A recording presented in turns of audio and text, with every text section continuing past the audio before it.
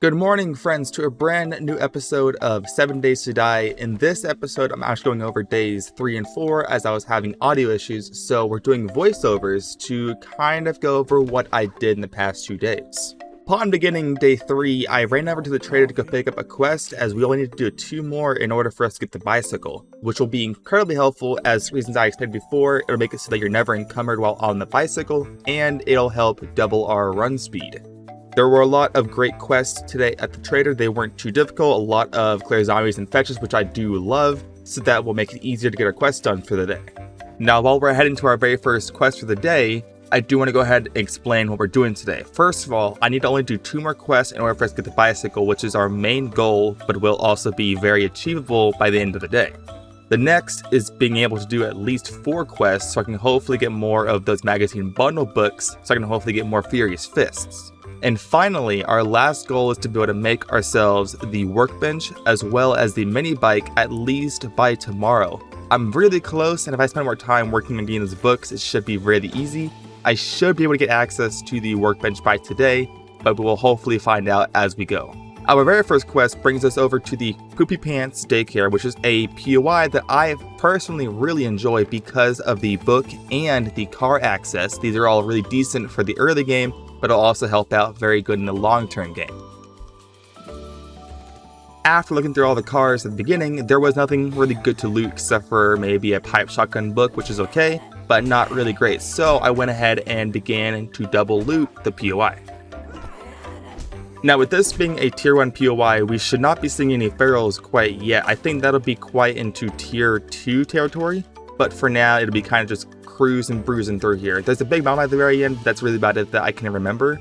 A huge find that I got from looting this POI in the early before I reset it is that I got 2 recogs. That's pretty nice. Right there is 12 minutes of 50% boost to all weapon damage. Well, range weapon damage. That's pretty good. And I never knew this, but there is actually a key to unlock this gate. I've never seen that before. I've never really bothered to look for it because I never really needed to. But that's cool. After that, I then went back inside and I finished off the rest of the zombies and then claimed my end loot. To be honest, the loot at the end was not very good. I actually thought that the recog at the very beginning in that medical cabinet was actually better. So, I mean, at least it's worth a try, you know? But for right now, double looting will be a huge part of our gameplay because this is going to be our main moneymaker, as this will actually give us access to items that we can sell. For example, the foregrip mod schematic that I'm never going to use, and I think I've actually already used it. I don't need to be using it again. So we're going to sell that for 160 coin, as well as the muffler mod as well for another 80. So it's not bad money, but it's something. After getting the endgame loot, I then went back downstairs, killed the remaining zombies, and I began the POI, which in turn ended up being quite a disaster. Now, it wasn't really a disaster per se, but something different I've never seen happen in this POI finally did happen. The POI began just like normal, killing a few zombies. The cabinet was not there. That's fine, I can live with that. What was different is that where the satchel was, there was also a zombie dog. I've never once seen a dog in this POI before, and let me just tell you this, it scared the hell out of me. Now, you guys can't get my live reaction for it because it was, you know, very cutty and all, but I can tell you this for sure, I did yell like a girl. And you know what? I'm okay to admit that because it was terrifying. But I nonetheless did get the satchel. I killed the dog. I went back upstairs, got the in-game loot. Still nothing great. It's a tier 1. What can I really expect? But then it was a pretty decent POI. So then I began my way back to the trader. I then returned back to the trader, who then gave me a bundle from all my troubles, which then gave me the Furious Fist, pistols, and shotgun books, which are perfect for what I'm looking for. And I then picked up another fetch quest, sold all my goodies, and I went back to our next quest. My next quest was me going to a cabin, and in the mailbox, it actually had a Forge Ahead book, which will be very helpful because if I can get 1 more after this, I can then get the workbench, thus me getting the mini bike. And of course, there was also a drug dealer, so go figure. And once again, I went and double looted this entire POI, which ended up being really good as there were a lot of schematics I can go ahead and sell. I even got a yellow loot bag, which gave me 2 home cooking magazines. It's pretty cool. I'm getting closer and closer to getting that blueberry recipe, hopefully really soon. But overall, POI was just okay. I did actually get a really cool mod, and that was the laser mod. That could be really cool for weapons I can have just to deal extra damage. If I can get another level onto my minigun, I can get 2 mods, and hopefully that's really soon. And then I began on the quest. Now, it's just a fetch quest, but I figured I do have plenty of time that I can go ahead and clear out the entire quest before I get the loot bag. The loot, once again, was just okay. We actually got an upgrade to our baseball bat level, so now I can be level 4. It's not terrible. And then we also got ourselves a couple more schematics, and we also got an upgrade to our shovel, so not too bad. After clearing all the zombies of the POI, I then grabbed the satchel and I got the heck out of there. I also put another point into Running Man, as this will allow me to get a 20% stamina regen boost whenever I'm running, which right now it does provide a huge boost, but whenever I get the heavy armor later in the game, this will be incredibly helpful to make sure I don't lose as much stamina in the POI. Once we get to like the higher tier levels, I anticipate that I will be running for my life many times, and I would like to be able to have the stamina. Now, the mobility issue I can't fix easily without using mods, and there are a lot that are really good, but for right now, all I can do is manage my stamina better, which is why I like to have water if I can remember to bring it. But now that we have finished our 10th quest for tier 1 POIs, we now have access to the bicycle. But first, we need to figure out our first quest reward, which, I mean, they're not great, so I guess the rocks will be fine for now. But we're not here for the rocks, we're here for the bicycle, which will be huge for us. So let's go ahead and grab this and give it a cycle. I'll just tell you this, I love the bicycle, because it gives you such a huge mobility boost, because you don't have to worry about being encumbered. You have a 10 meter per second speed when you're sprinting, and if you combine that with Running Man too, it's going to be much easier to carry things between POIs, way easier. Now, of course, once we get the mini bike, it'll be a lot better, but for that, we need to go ahead and focus more on our vehicles. So once I get a point into Grease Monkey, I can then start finding books a lot easier to get the first mini bike. I believe I need about 13 more books, which is going to be quite a bit of a hassle, but really won't be that difficult because I can do all that at the nighttime while using my bike to evade zombies that may want to eat my butt. After getting everything put away into storages, I then look back into my crafting recipes, and I noticed that I can make the iron brass knuckles, but I think I want to wait until at least quality 4, as this will ensure I can get, I believe, 3 mods or even 4 onto the knuckles, which will be a huge improvement over my current ones right now. Honestly, it's actually not a bad investment to do that. I am not sure how much iron I was going to need those, so I didn't want to risk having to go out and get more iron without an iron pickaxe, because once again, I can't make that either. I do not yet have a point into miner 69er, which is also going to be an issue. After all that, I went back to the trader and I went to go get another quest. This will allow me to start, I guess, going into tier 3s. It won't really have as big of a benefit as tier 2 quests will, but I won't have access to that until I get to tomorrow. So I guess for right now, we're trying to fill in our time looking for cars, looking for POIs that hopefully will reset cars, to hopefully get more books, to get the mini bike. That right now is my new primary goal. Our next POI brings us over to the Greasy Spoon, another favorite of mine, because there's always a Shamway box in the back, which oftentimes has a hobo stew, meat stew, or even a blueberry pie, which are also really great foods. And then the POI is pretty simple. The only hard thing is that there's a giant car in the front and there's a ton of zombies out front, which makes it hard to fight, so it can get a little crowded. But other than that, it's a great POI. If you want beer, there's like 3 coolers where it could possibly spawn from. There's also a soda machine, there's also a coffee maker, so overall you got a lot of sources for food and water in this POI, and I can double loot it again. There is also oftentimes a few cars to loot, as well as a weapons bag in the top of the roof below the broken panel. It's pretty good. It actually had a shotgun book as well as a full auto mod. It's pretty nice stuff right there. One thing that has also really been helping out is the fact that I'm getting that 5 to 15% boost after killing some zombies. It really does add up if you're trying to deal with a whole crowd. Now 15% right now is not a lot of damage, but put on Steel Knuckles, you're gonna be a killing machine. From the pre-dip, I actually got myself a pair of running shoes. Now a 2% boost is not that much, But once again, I'm kind of having a little build going here. So I'm hoping to get extra stamina from Running Man and then add some good boots. I'll be running forever. It'll be great. But unfortunately, no good food. I got some shams and dirty water. I mean, it's a tier 1. What could I expect? I then began the quest all over again, which then is going to reset all the cars, which did get me 1 vehicle book. So it did pay off. Just 12 more to go, which honestly is not that difficult because I left all the cars intentionally unchecked. So that way I can actually look for the car books today and tonight. So that'll be a huge bonus for me. As for doing the POI and killing all the zombies and getting the end loot, it was pretty simple. I got a beer, which is cool. I like the beer. I'm not sure I'm going to use any of it until I can get that book that gets rid of the blur. But for right now, I can just stockpile it for the Horde fight. It'll also probably be a good idea to probably put points into, Iron Gut, that it will help you extend the life of your drinks and your food.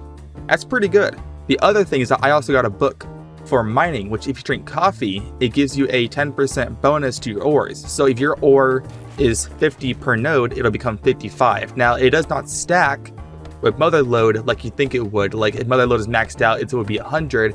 It's still only 105 for that 5 bonus. So nothing crazy, but I have plenty of coffee. It'll be something. And you guys know how this goes. I return back to the trader, who then gives me a crappy reward. I mean, glue is nice, but I can make that at home. And I then picked up another quest, which was a berry supplies quest. Now, once again, I won't really bore y'all with the whole digging part of this because it was really boring and it was just a dig quest, right? And the loot honestly did suck, but you know what? It's fine because it was the 4th quest and the final quest I needed for the day in order to max out my progression towards, in this case, tier 3 POIs. And for completing this quest, I then got another book bundle that gave me the Fist books, the Forge Ahead books, as well as Machine Gunner books, which are 3 books that I did need for my build. With these Forge Ahead books, I can also now finally make the workbench, which will allow me to finally make the mini bike, which will be a huge upgrade over our bicycle in less than 24 hours. That's insane. I finally spent the rest of the day looking for the rest of the car books I'm needed, and it was a pretty boring night, but getting up to 17 books is going to be huge for us, as I will only need 3 more to get the mini bike by tomorrow. So for now, I'm going to end this night here, and I will see y'all back in the morning. And we are rolling back into day 4, and now, of course, as you know, we do this all the time. We're going to be starting off going to the trader first, getting our first quest, and beginning at Spiral. Today's goal is to make a mini bike. Now, that's just our first goal, but we need to also get a lot of parts for that, which means we need to get a workbench. And to get a workbench, we need to get a wrench. So we have a lot to do today, but for now, questing is our main goal. Other than the mini bike, of course. And our first tier 2 POI for the trader is going to be the McElveen residence. Now, a big thing to keep in mind is that I've already been to a lot of tier 2 POIs, so I don't have to double dip, as I've already been to a lot of them already. One thing with this POI, keep in mind there is going to be a dog likely in the flooded room, so when you first get down there, have a gun out just in case, because I forgot about that and I got jump attacked. As for the loot in the POI and the zombies, so far the zombies have not gotten more terrifying. There are definitely more zombies, I think likely about double than there were in the tier 1s, but the zombies were not tougher. There were no ferals, there were no radiated, thankfully, which shouldn't be happening until like tier 3 or until I enter the burnt forest at this early game stage. The loot though, on the other hand, was really nice. I did kill a zombie and I got another yellow loot bag, which then gave me 2 whole steel tool parts, which will be really helpful later on in the future if I don't want to go into the mechanical tools, which create a lot of heat and noise for screamers. It's a whole thing. So that'll be a thing I need to consider in the future if I want to go mining. And finally, I actually got 2 of those repair books I needed from that yellow loot bag. That's going to be huge. If I can get 1 more, I can get the claw hammer to finally get our base for the Horde up to wood level. That'll be nice. Now, yes, I'm well aware I can actually upgrade it with my stone axe, but I don't want to do that for every single block. That would take freaking forever. At least with the hammer, it feels much faster. If I can get the nail gun, that'll be awesome. As of the final loot, this was actually where things got really good. I got the sledge turret, which will mean that I can now push off enemies. Now, I don't like using during a horde fight because I actually want to be able to to get precise hits for headshots, and with the sledge turret, it'll be a lot harder to kill the zombies if they're being pushed around, but it'll be good for home defense if there's any like screamers or anything that might come out my way. I don't know, like a feral biker or something. It could happen at night. And we also got a double armor pocket mod. This one now allows us to carry 2 more items without being encumbered, which will be super incredible. And to top it all off, I got a Horde outside my base. Now this was great for a lot of reasons. One, I love extra free kills. It's great. The other thing is that there's a higher chance for you to get a loot bag from these guys. Now unfortunately, I only got 1, but that 1 loot bag was incredible. I got a couple of shotgun shells. I also got my last handy land book that I need, so now I can go ahead and make the claw hammer back at home, which will be great for my base. I then returned back home and I set up my sledge turret so that is right in front of my main hatch, so in case anything else pops up in the night, it'll go ahead and at least alert me that it's there and slow down the attacker just a little bit. Now they're not very strong, but if you can get a couple of turrets going, like actual like shooting turrets, they're pretty good. But for right now, this will be good just for a little bit of base defense. I won't say no to that. This next quest I'm not too familiar with over at the McCormick residence. I know that there is a workbench in the garage and also had a biker. And let me just say, I have upgraded my fists enough to the point where I can now kill it in 8 hits. That's pretty great because they have armor on. So if you don't add the armor, it's like 6 or 7 for normal bigger enemies. That's going to be huge. As for the zombies in the POI, there weren't too many to be worried about. Still, no pharaohs, which is good. There was a Taurus that I think always spawns in this POI, so it was not affected by the quest.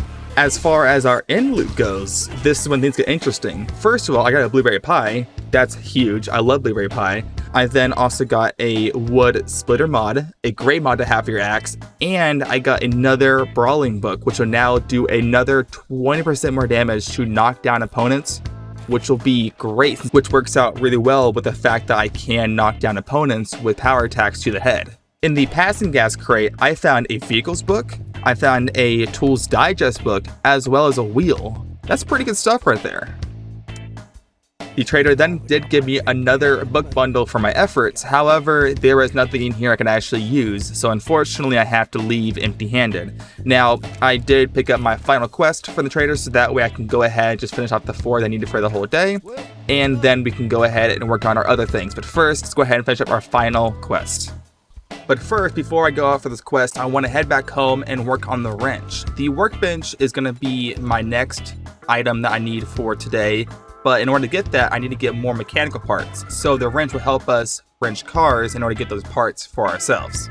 They made quite a few edits to this POI as the progression has gone on through the updates of the game. So now, rather than there being zombies only on the roof and in the POI, now there's actually a few zombies on the outside, which is actually a nice touch. I kind of like that. But now it is time for the roof, and generally the roof is pretty safe. You're going to see maybe like a zombie and a bird. No, there were 2 birds this time that spawned in, which is cool, but also really terrifying if you only have Knuckles. Thankfully, it was not hard because it is early game and birds really don't do much damage.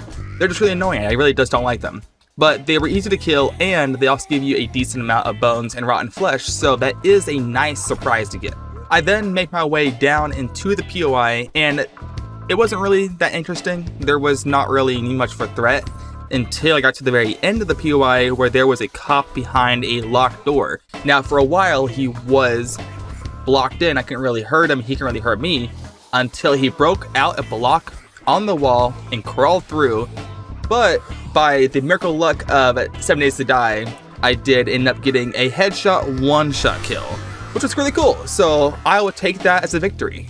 I even got a recog from one of those little trash areas that usually just has murky water and some beer usually. They had a recog in there. That's awesome. As far as the loot at the end of the POI, we got some decent stuff. We have a water purifier mod, so now I can go out and drink murky water and not feel any of the effects. I don't think it also counts for the health, but I'm not too sure. As an added bonus, I also got myself a single steel knuckle part, which is 1 out of 6 that I'm going to need in order for us to make the level 6 steel knuckles. So that's a good start. Now with the POI out of the way and all our quests done, I return to the trader to get my reward and I keep going because we need to get that mini bike ASAP. So first of all, we have the wrench that is now done, so now we can go out and get the mechanical parts to start making the workbench. At that point, it is a good time for us to go out and start looking through all the cars that I left untouched for this very reason.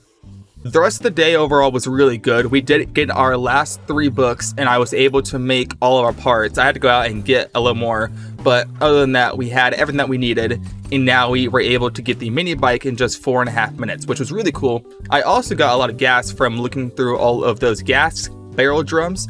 Those are really good for gas, so that gave me enough for actually 2.5 full fuel tanks, which is cool.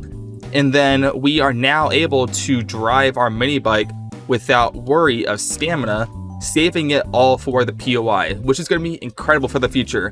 But until then, I will end this episode here. This has been a long journey of 2 days, the equivalent of 1 full episode all over voiceover, which was honestly no fun. But I'm using new software, so hopefully it sounds better than it does before. And until then, I will see you guys in the next episode of 7 Days to Die, where we will be exploring days 5 through 7 and getting right into the Horde night, because I could not be more excited. And then after that, we're going to be exploring, I think, a little bit of the Burnt Forest. Maybe in next episode. Who knows? We'll find out. But until then, I'll see you guys later. Thanks all for watching.